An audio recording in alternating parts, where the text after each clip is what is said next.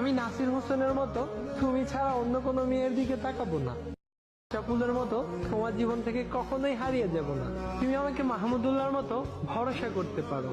আমি শত অপমান সহ্য করেও নাজমুল হোসেন শান্তর মতো তোমাকে পাওয়ার চ্যালেঞ্জ নিব। আমাকে মেহেদি মিরাজের মতো ভরসা করতে পারো।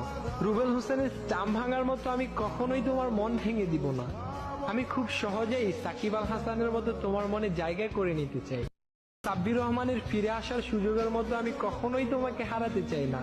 তুমি আমাকে তাড়িয়ে দিলে আমি তাসকিনের মতো আবার ফিরে আসব। মাশরাফির মতো সব সময় তোমাকে আগলে রাখবো। আমি মুশফিকুর রহিমের মতো তোমার সব রাগ সহ্য করে নিব।